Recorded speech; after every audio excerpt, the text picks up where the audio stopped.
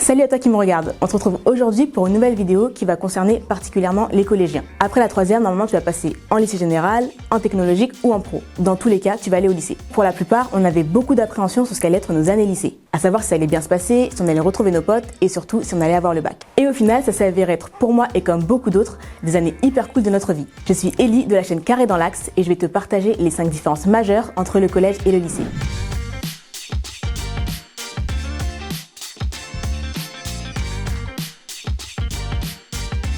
Au collège, quand t'as un trou, tu vas dans un endroit merveilleux qui s'appelle la permanence. Here we are.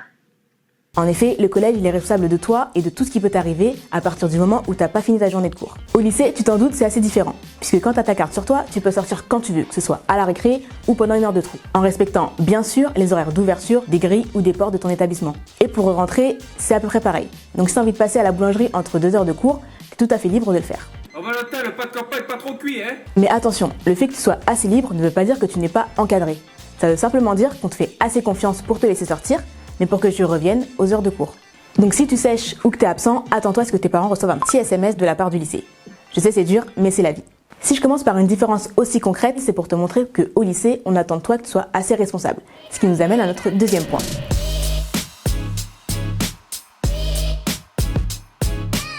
Comme je viens de le dire, normalement, au lycée, tu as de plus en plus d'autonomie. Rassure-toi, tu n'es pas non plus lâché dans une jungle sans parachute. Tu as toujours évidemment ton emploi du temps, des surveillants et un CPE qui sont là pour t'encadrer. On ne te demande pas vraiment d'être autonome dans la manière de gérer ta scolarité, mais plutôt dans la manière d'apprendre. On t'a sûrement dit au lycée que les profs ne dictaient plus le cours ou ne donnaient plus tout écrit. Donc forcément, c'est à toi de prendre en note ce qui te paraît le plus important dans tout ce qu'ils racontent. Alors ça va pas être le cas de tous les profs, rassure-toi. Mais beaucoup de profs au lycée sont aussi enseignants à la fac. Donc forcément, ils utilisent cette méthode d'enseignement. Et en général, on est moins derrière toi pour savoir si tu prends bien en note ton cours, ni savoir si tu l'apprends. Donc forcément, c'est à toi de travailler régulièrement et toujours en autonomie. Après, comme je te l'ai dit, rassure-toi, c'est pas le cas de tous les profs. Et c'est surtout le cas à la fin de tes années lycée, donc en terminale. Et si on se permet de te demander une telle autonomie, c'est parce que pour arriver jusqu'au lycée, tu as bien grandi. Et que forcément, tu deviens petit à petit un jeune adulte. Ce qui nous emmène d'ailleurs à notre troisième point. Si tu es au lycée, c'est que tu as pris de l'âge. Et pour peu que tu sois né en début d'année ou que tu aies déjà redoublé, tu risques de vite atteindre ta majorité pendant ta scolarité. Ce qui veut dire que tu vas commencer à beaucoup te chercher pour un peu te trouver. Parce que effectivement, savoir qui on va être plus tard à cet âge-là, ça peut être difficile. Et ça, tes professeurs le savent. Ce qui fait que petit à petit, tu verras tes rapports avec eux changer un peu.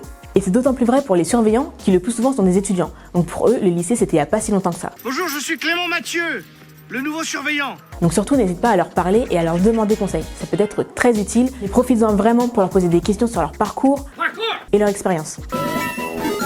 Ils pourront te donner des conseils très utiles et ça te permettra, toi, d'avoir une vision un peu moins floue de ce que tu veux faire plus tard. Ce qui nous amène d'ailleurs à notre quatrième point.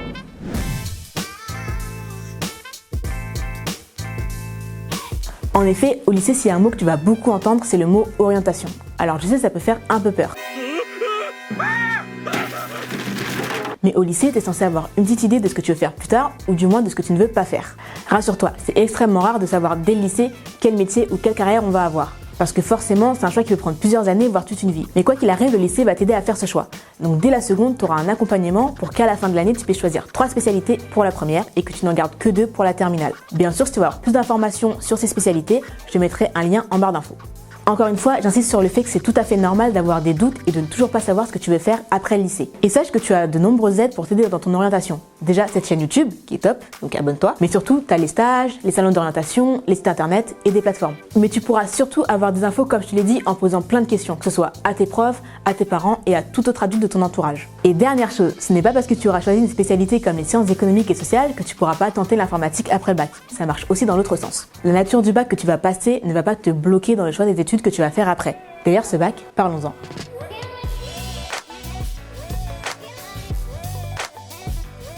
Alors on t'en parle depuis le début de ta scolarité comme un objectif ultime à atteindre et c'est seulement au lycée que tu arrives enfin à toucher un peu du doigt. Et c'est une des différences majeures entre le collège et le lycée.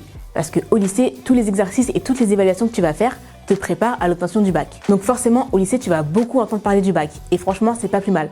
Parce que la stratégie de ne rien faire toute l'année et de bosser que 2 semaines avant les épreuves, je l'ai vu de mes yeux et crois-moi, ça paye pas pour tout le monde. Donc la meilleure manière d'avoir son bac, c'est vraiment de bosser régulièrement. Après le bac, c'est ce qui marque les années lycée et c'est un peu un passeport vers les études supérieures. Mais ne pas l'avoir, ce n'est pas une fin en soi. Tu peux toujours trouver des formations qui sont adaptées à ce que tu recherches. Luc, tu dois achever ta formation. Alors voilà pour les 5 différences entre le collège et le lycée que je trouvais les plus pertinentes. Donc si tu as aimé cette vidéo, lâche un pouce bleu. Et surtout, si tu es déjà lycéen, n'hésite pas à partager d'autres différences dans les commentaires. En tout cas, il y a un truc qui ne change pas que tu sois collégien, lycéen ou étudiant, c'est que tu seras forcément gagnant en t'abonnant à la chaîne Carré dans l'Axe.